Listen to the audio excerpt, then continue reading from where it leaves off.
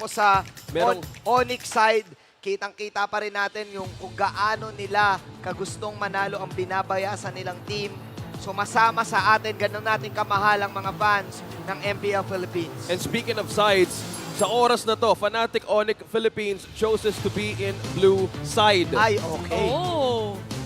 Actually, ngayong araw, sobrang taas ng chance pagka blue side yung isang team. Kahit kanina, Mananalo. di ba? Magic is my life. Ayan, Magic is my life ay naban. One of the most highly contested heroes as well. And kahit di din siya mag-exist, okay lang. Pero respeto lahat. Nakikita ng dalawang kupunan na to. Respect on the Arlot. Pero this is the Angela.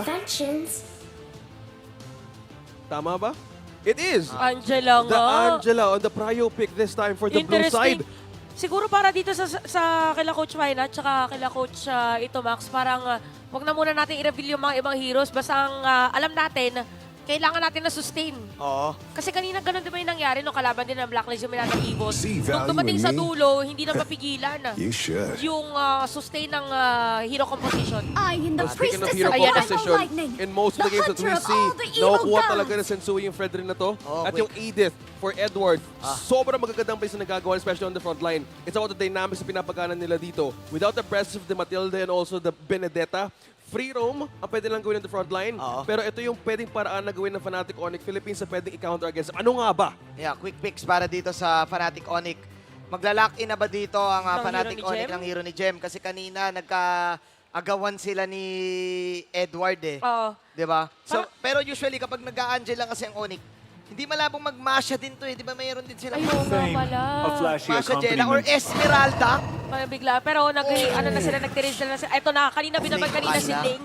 Kaya pala, parang it's a given na parang usually parang ganito yung mga draft din pagka sa rank games. Kapag may Ling, parang expect mo na may Angela. May But Angela. yeah, ang kinaganda pa dito with the Angela now na Terizla yung gamit ni Jem is that Mas mas buhay. magiging mas mabilis Yeah. yung movement na isang Terizla kasi sometimes yun yung parang nagiging con Yeah. ng pagiging Terizla. So tama nga tayo. Prenayo na nila. Tinerd Yeah. pick, si Ferners route na nila yung Terizla. Itong Edith kasi pwede pang Blck sa Blacklist eh. Ginawa nila yung last game eh. Oo. So, napakaganda din magiging adjustment kung yun nga yung gusto nilang gawin. Yun ang pinaka-question ay third pick for Blacklist International. Will it be the marksman na kaagad? Oo. Ba dito? High chance. Pwede na, ay parang medyo mahirap mag-cloud yata dito pero Hope magandang... will find a way. Hero Even muna when all ni is Yue. forlorn. So, Vexana na muna ulit. So, aabangan niya lang din dito if ever na tapos na mag-Tempest of Blades. Or kaya yung mga magiging It is backup in nung despair Ling pagka that I pumasok see na the sa fondest team hopes. fight. Nathan has been banned dito for Blacklist International.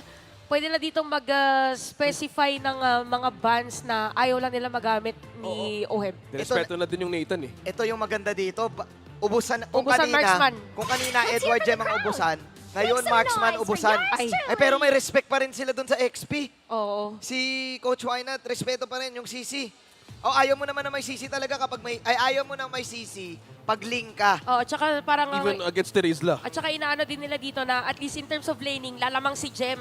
If ever na unfamiliar hero yung gagamitin dito ni Edward. Pero ang dami pa kasi XP lane na pwedeng gamitin dito ni Edward. Again, meron pang Pakito, kahit nawala dito si Arlot and Lapo. even na Benedetta, may Lapo din na pangsabay, parang same concept na merong talon, crowd control. Iniisip ko kung ano mga pwedeng marksman dito kasi you have very tanky Terizla for the side of Coach Wynat. So do you go for the shred? Do you go for the Brody or the carry this time if you are Blacklist International? Ako mag-agree ako sa Brody. Ako, I believe that it's the only marksman na pwede tumapat sa kahit anong assassin early game. Dahil sa Sa league, second no? skill, Sa pwedeng league. pwede. Oo. Parang meron siyang pangtakas. Actually, pwede niya pang-bait. Brody or Claude para dito sa side ng Blacklist. Para Ulit lang, at no? least, regardless, parang pwede niya rin gamitin yung BMI niya. Out. If ever. Kasi parang purify lang naman yung pinakakailangan niya. Tapos BMI, kaya niya na yung sarili niya. So if you are Onyx, alam mong wala masyadong instant catch ang Blacklist International. So ang ganda ng buhay ni Who King Kong said there dito. are no Seeing the shortcuts first in three life? picks. I Ang literally ganda din ng invented chip one. ban. I like it. For the side of Onyx. Not unless magkatsa ulit dito yung Blacklist International, tapos gawin nila ulit na Edward Edith. Oo nga, no? May Kaja pa. Dalawang crowd control bunutin ng Divine Judgment. Oo, kasi ginamit din nila yung kanina first series di ba? So it's a Claude rather than a Brody. Gana din naman.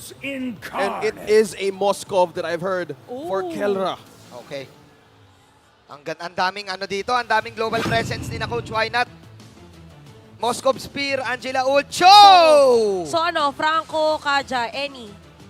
Franco, Kaja, maganda para dito sa Blacklist kasi wala nang Minotaur Wala na Minotaur. Ano ako dito? Kaja ako dito. Kaja, very high possible pick dito din. Kasi kung Franco, magiging single target din sila, dahil nga sa pwedeng AoE damage na pwedeng simulan ng Terizla. Or Tigreal. Uso pa ba yun? Ruby? At Uso pa ba yun? gumagamit talaga si Haji ng Tigreal. Actually, pwede yung Ruby kasi mabilis yung crowd control, mabilis yung cooldown ng mga crowd control skills. Kahit yung second skill niya, merong crowd control Or Grak. Grak kaya? Para sa Cho. Para kontrahan sila, no? Kontrahan. Parang siya yung pwede ikot yung sarili niya. Ay, hindi. It's a Pakito. Pakits pa rin ni Eduardo Oo. Balboa. Hanggang dulo, di ba? Flex pa rin dito Flex yung pa side rin. ng Blacklist International. Same team from game number 2, the adjustment. Dahil nga dalawa ang pwede gumamit ng player na to with this pick, the Edith and the Pakito.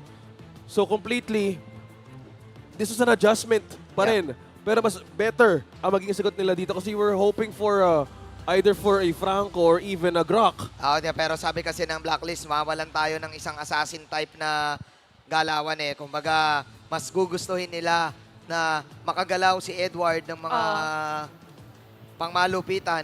Then again, you need to respect I think you need to respect Gems Terizla talaga.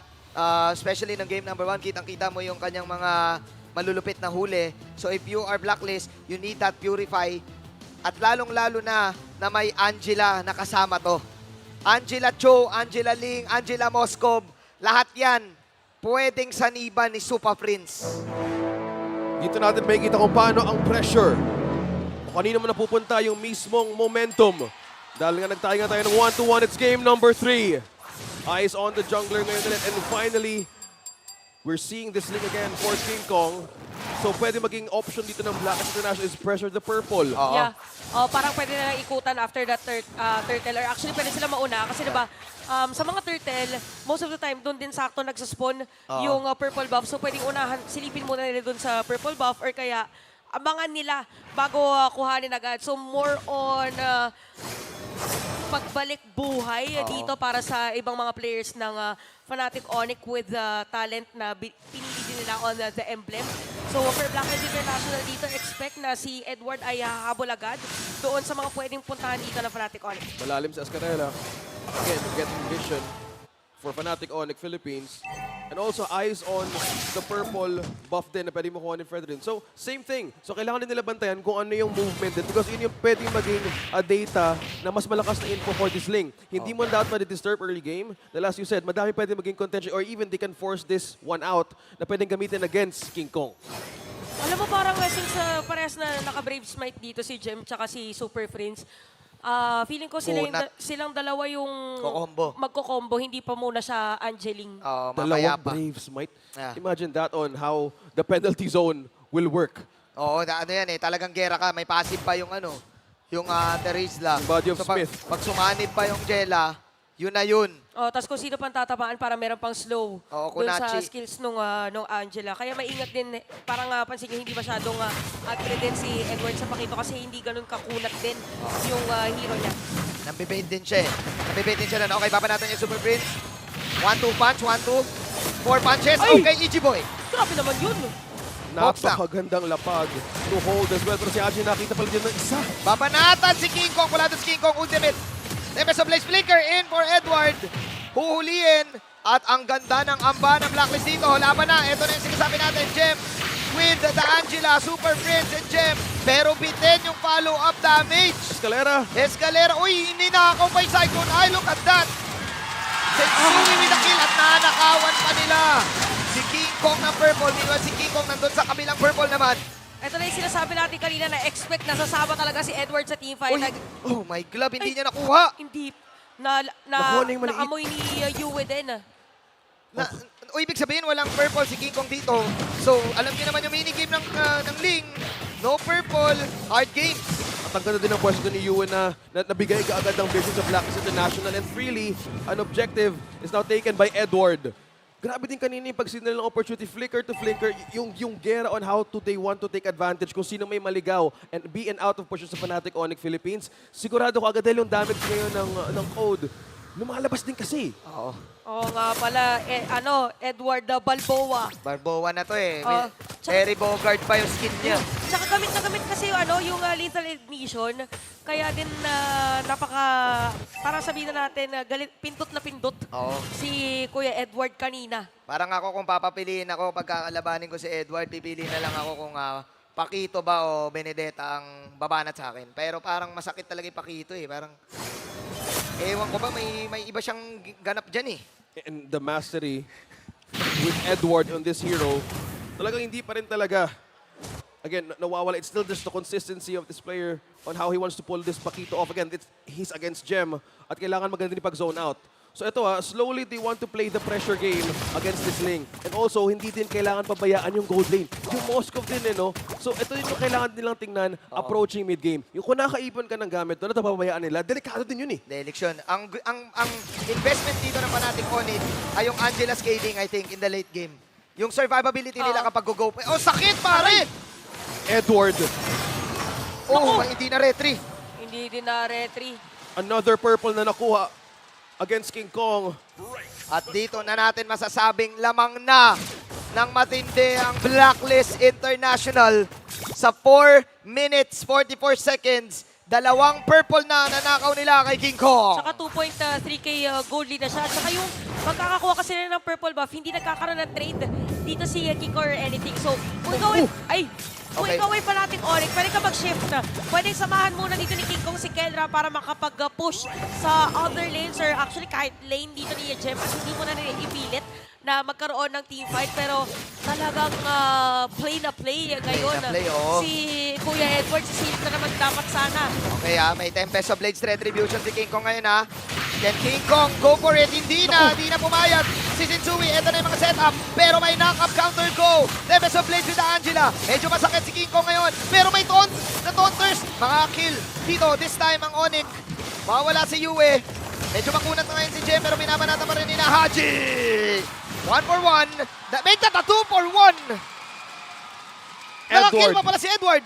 With a killing spree. May mga naligaw din doon mismo, trying to get vision against Blacklist International. But wow, this is just completely how they managed to take that away. Pero nakikita natin how the Angeling combo works. Na-save doon, muntik na rin makuha din doon yung link. Hinabol talaga ni Edward dito yung yung Cho kanina. Kasi nakasipa pa eh. Okay, tingnan natin. Nagkakasipaan. Taunt Gaming. Pero another purple. Sa sobrang tindi. Sa sobrang tindi ng laban na to, feeling ko yung Oo nga. Closing na rin. closing na rin talaga. Closing Closing na eh. Wala na kayo magagawa guys. Closing na eh. Yan! Binalik naman pala. May Yan! generator kasi. Easy lang kayo. Walang mawawalan. Walang mawawalan dito. Pare-parehas lang tayo mawawalan pag nawala. Oo, ito na yung mga parang sa Sabay-sabay dayo. tayong i-exit. Sa dayo yan, tamang pailaw lang. Oo, tamang pailaw lang. Alam mo naman yung mga bossing manager natin dyan, di ba? Kinukol lang nila yan. O, sige. Ayan na, top lane. Pressure kay Edward to Okay, sinipa si Edward. At doon, nabigyan. Nag-commercial break lang tayo. Nabigyan bigla. In a shutdown. Agad-agad. Good call para dito sa side ng Fnatic Onyx kasi kailangan talaga nila ma-shutdown. Kelra. Ayun lang! Pero yari. Okay, tingnan natin. Ang ganda dito ng counter go ni Kelra with the Purify. Pero tatamaan siya ng Ichi Boy. Okay. Nakaiwas. Abyss Walker para kay Kelra. Iwas Gaming. Nandito si Oheb! Oheb. Nagkikigil na kuya. Oheb mo. Art of Delivery last hit. Hindi pinauwi. Oo, hindi pinauwi. Ngayon may laban pa ngayon. Si Shinsui, tinatakay yung Torre ngayon. Makapagaw si Shinsui. Rebels of Blade. Babanatan. Medyo makunat si Shinsui dito. Awit talaga yung unat ng isang Red Rin. Buhay pa si Kuya Shinsui. Tapos after yung Pedrinho, lakad lang yan. Chillax lang. May molten essence pa yun. Oo. Pero kita natin dito talaga yung map awareness, map presence din ng mga heroes natin, or mga players pala natin rather. Dahil nahanap ni Oheb yung butas kanina na, or opportunity rather na pwede kuhanin si Kelra. Tutuloy pa rin Edward. nila. Tutuloy pa rin na yung purple dito. Sinipa na ngayon si Edward. Papahanish nila Ayun si na. Edward.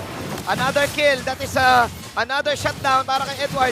Pero the plan is just to get the purple. At walking with swag na si Kuya mo Sensui, si Kuya mo Nag-concede. Steven.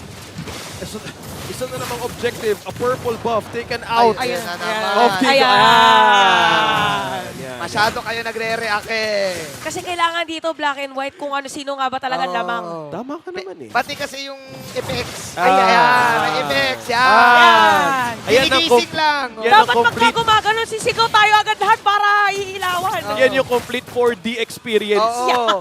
4D experience ang MPL Philippines. Pinapakaba rin kayo. Easy lang kayo. Kahit nasa... Ayan. Unti-unti na nabubuo ang puzzle. Okay. Buo na puzzle ha. Buo Wala na. puzzle. So nakikita na yung picture. Buo. Ayan. 4D experience na dito mo lang mararanasan sa Champions Arena. Buti na lang talaga nag-adjust ka kung taga-North ka. Dahil dito yung init ng laban. Kompletos Ricados. 4-6. Alam mo, ang nakikita ko na lang dito, Battle yun? of the Purple eh. Oo, kasi pag nakakuha dito ng purple kasi diba si King Kong kanina pa nagsastruggle, pero nakakakuha sila ng kill. And nakakapalag actually, once na nabigyan ng opportunity, magiging madali para sa kanila. And the latter part of the game, scaling na kasi si Ling ngayon, not unlike before na pag nag-level 4, kill ka na ng kill. Hindi, more on criticals. Kaya ganun na rin ka-consistent dito. Yung blacklist na tatry ko halin ng bomb. Sakit, Ito ko si aray. Jem. Natutunaw si Jem dito sa damage ng Claude. Okay, Ay, nako, tingnan natin. Alright, may Earth Shatter, pero purple lang talaga. Naabang sa Escalera. Nag-aamba, Escalera. May isa pang knock-up, Escalera. Okay, walang tatamaan. Minions lang. Purple talaga ang sakit ni Escalera. Kuwip. Aray! Aray, Kuwip. Aray! Ang sakit! Oh, heavy takedown. Naramdaman mo? Oh, Lumusot. 4D experience eh. 4D experience. DHS, golden stuff. Lahat nandun. You can feel it na talaga. Oh my. Hindi ko mag-isa. Binabanatan din si King Kong. Okay. Iniisa-isa na ng agents. Ang Fnatic Onyx. At makukuha ngayon, slowly ng Blacklist International, a Lord against Fnatic Onyx Philippines. Na-experience na pwede kumonek, but that is complete Lord's lane na pwede mag-push ngayon ng gold. May Wind of Nature pa dito si Oheb. By the way, Oheb is still at 2-0-1. So, ready and prepared na if ever. Actually, maganda kasi dito yung pagpasok ng mga teammates niya. Kaya parang nalalaman niya kung nasaan yung mga pwede niyang pasukan dun sa kanyang blazing duet. So, ano pa lang dito, Berserker's Fury tsaka isang item para kay King Kong. Kaya medyo kulang pa. Kailangan pa ng isa. Endless battle yan. Kailangan ng oras ngayon. You said nga, scaling nga ngayon yung Ling. And we've mentioned about the Angela na pwedeng mas effective in the later stages of the game. So either way, meron pa rin chance ngayon ng Fnatic Onyx Philippines to turn this around. As you can see, kung coverage yung mga pinag-usapan kanina, merong Ling dito at meron ding Moscow. Pwede mag-split. Pero Blacks International, they're forcing out the situation. At kinuha nila yung token sa gitna! Okay, Continent sa Owen dito with the blazing duet. Siya na una pumasok pero napakaganda pa rin ang ultimate ni S. Ni Jem pala. Pero si Escalera nasa likod. Hindi na siya nakakuha ng sipa. Inabangan. Abang gaming. King Kong naman ngayon. Lumilipad palayo. Another purple.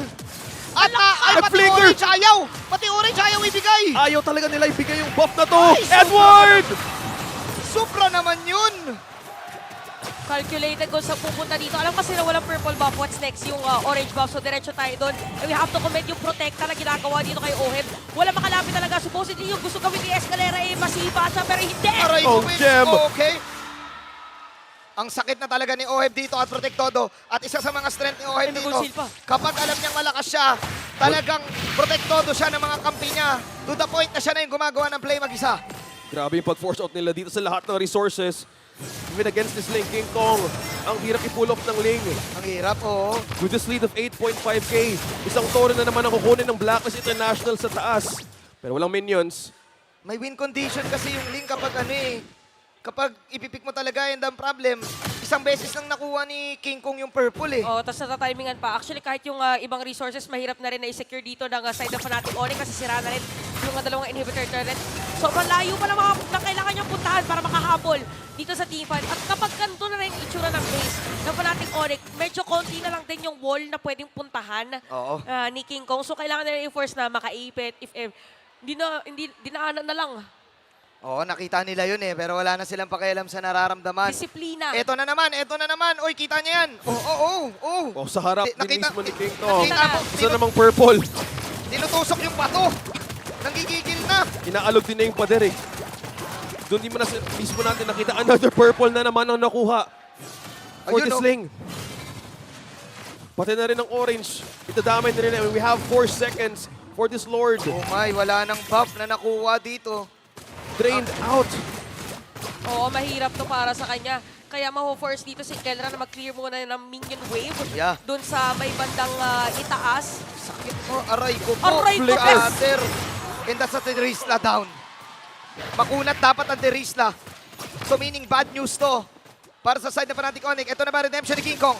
Can King Kong go for the steal? May hard guard na pwedeng sumuporta. Buy time yata to. Kuya Buy time. Cyric. Uy, pero hinahabol siya eh. Oo, tsaka buy time yata para makapag-push si Kelra doon sa may top lane. Wow. The macro and the micro. May spear. Oh my G. Kunik at Blacklist International. Sensui secures the Lord. All out Blacklist International sa buong macro ng laban na to. Hindi nila hinahayaang makakuha ng kahit isang objective. Yung Fnatic Onyx. Tsaka sobrang kunat ni Sensuya. 105 blade armor, naka-guardian helmet ka pa.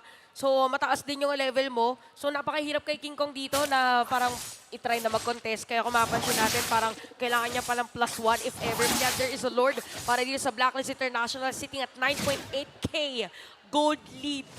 Will the buy time be enough? Kailangan dumipensa kayo ng Fnatic Onyx Philippines. Ito na nga ba? Jem. Ang situation na gustong gawin ng Blacklist International. And that is all para kay Jem. Pero basic to it para kay OF dito. Wala na ngayon si Jem. 26 seconds down. Nandun si King Kong. Time na sa blade. Pero napa-out na lang. Ayun na yung damage shot ng Tingera. Kakayanin niya ba to? Pero tinatapos na ng Blacklist. It's too late for Onyx. Blacklist International on a match point. With best of 5.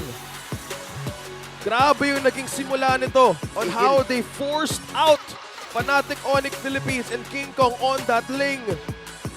Purely, it was the code dictating everything hanggang matapos yung laban na yon. Isa sa mga reasons ko bakit din nag-struggle yung Fnatic Onyx doon sa kitang-kita doon sa last push ng Blacklist is hirap sila mag-clear ng minion wave kasi Angela yung gamit ni Super Friends. So parang magbibitaw ba ako dito ng skill or pa-prioritize ko na makapag-hard card? Parang medyo nag-struggle sila in a way kasi wala silang inhibitor turret pero napakadami minion wave. Merong casting delay yung hard card itself. So, yun, clear na minion wave. Mahirap din kasi na-point out mo din doon yung mid laner na si Angela. And for looking at Yue, how he built this Vexana this time for this game, hindi nga nag-full defense on the first 2 items eh. Yeah. Yung Blood Wings on the last stage of the game, doon niya ginamit yun for defense. Nag-all-out damage burst din yung Vexana. Yeah. At grabe din yung paghuli nila and using that curse touch na wala din. Pati din yung paglapit ni Escalera, yung Terrify. Yeah. Kaya nahirapan din siya umalis. Hindi rin makalapit, hindi makakuha ng kick si Escalera. Ang masasabi ko, wala talaga nakuha yung Onyx dito. Ang pinaka nakuha lang ay siguro si Kelra na kapag-farm. Pero it was too late. Bitin yung power spike. Malalaman natin kung ano nga ang nangyari sa game. Renmar, what do you got? Pinahirapan ang buhay ng isang lane for the side of Fnatic Onyx by Blacklist International. At kitang-kita kung bakit even though all throughout the world, pinapakita nila, kaya ata natin mag-assassin na. But when you have roamers, the quality that Haji brings to the table, you will have a you will struggle up against a team like that if you are an assassin jungle. His play here on the Edith as the roamer. You can see the item prioritization here, rushing the dominant size.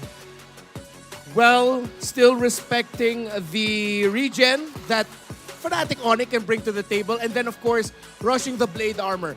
Just to really show to Fnatic Onyx, kung gusto nyo makakambak dito, i-extend nyo yung laro hanggang 25, 30, maybe even longer. Then going for the third item, Immortality, just to prove the point that that's how big the lead for Blacklist International was. When you have an Edith with you, again, going back to our previous point nung game number 2, is you have a hero who likes longer engagements. If you can't take the Edith down fast enough, the longer the Edith is alive, the harder it is gonna be for you to win the team fight. Again, Fnatic Onyx giving the Fredrin and the Edith together. Yes, when you look at that combo, isipin mo siguro na medyo mabagal kumpara sa isang Ling, kumpara sa Angela, wala sa map presence.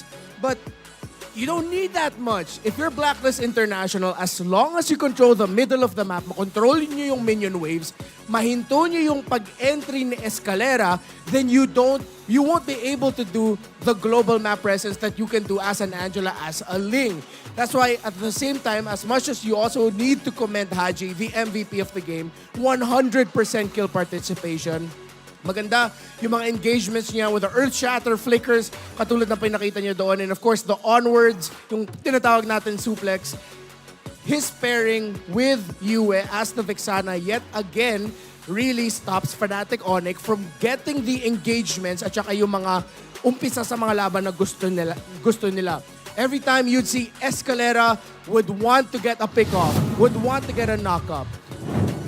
You have a member of Blacklist International just dishing out a key crowd control ability para mahinto yun. With Escalera gone, then the pressure falls onto Gem plus the Angela. But then, who else is gonna be protecting or giving help para sa Moskov, para sa Ling? One purple buff lang ang nakuha dito ng Fnatic Onyx. That's the first one. The second purple buff onwards, hindi na nakuha ng Ling ni King Kong, and that really shows the story. When you have an assassin jungler na hindi niya nakukuha yung boss, hindi niya magawa yung rotations niya, maapektado yung buong rotation ng team. You have the roamers stuck in the jungle, in the river, hindi sila makakapunta sa side lanes, hence why Kelra hindi siya masyado natulungan. Umaabot naman siya sa late game build, but then if you look at the EXP laner, Gem only has the Dominance Eyes and the Blade Armor. At that point, you're worrying about the magic damage. Hindi pa nga niya nabuo yung Radiant Armor doon dahil that's the item that he really needed to survive against the Vexana, to survive against the Edith. And that's why he took the most damage here, as you can see. Escalera playing pick-off type. You're not gonna hold the front line as much as the Cho. So he takes the most damage. But the rich guy, the carry, would go to Oheb. And of course, as we mentioned earlier, yung contributions ni Yue into the game, helping out Haji with providing the peel para kay Oheb and for the other members of Blacklist International. He gets total assists, 8 of them. And he is the best wingman of the game. We're reminded yet again kung bakit hindi natin masyado nakikita ang mga assassin sa Pilipinas. Why people are wondering, Baksha, Fredrin, Barats, over and over again. Marte, siguro, from time to time. But then, we got to show it here. Why? When you have yung tinatawag natin core jungler, an assassin jungler, a jungler na gusto maka-snowball, gusto makakuha ng items, ang hirap makakontrol ng mapa kung yung kalaban mo ay magaling mag-invade, has strong bursts, and good scaling as well. If you look at there, Vexana, Fredrin, and the Paquito. You can take the Edith out of the question. Those 3 heroes, you can imagine it as, grabe, mapapahirapan nila yung buhay ng isang Ling. The Fredrin can invade, frontline, get vision, the burst of the Vexana, and the crowd control as well. And of course, the rotational speed ng isang Paquito. Makaka-clear ng minion waves, tapos makaka-ikot and join the invade. King Kong was just pressured here. Fnatic Onyx was just pressured by Blacklist International. And now, we reached this point. 1 game win away, and Blacklist International officially survives the play-ins round, and they will have eliminated Onyx, Fnatic Onyx, and Minana Evos. But it's not done just yet. Fnatic Onyx have been hungry to make it past the first round. These players in this organization have been hungry to make it past the first round of the playoffs, or their first round of the playoffs. It's been a curse for a lot of them. We saw in game number 1 just how hell-bent Fnatic Onyx are in making sure that they make it past this round. And if they have any aces up their sleeves, if they have any more unique strategies, the strategies that Fnatic Onyx have been popular for, it's time to bring it out. Will Fnatic Onyx force game number 5, or will Blacklist International send them home? Casters, paso. Maraming salamat, Renmar Santa Cruz, for that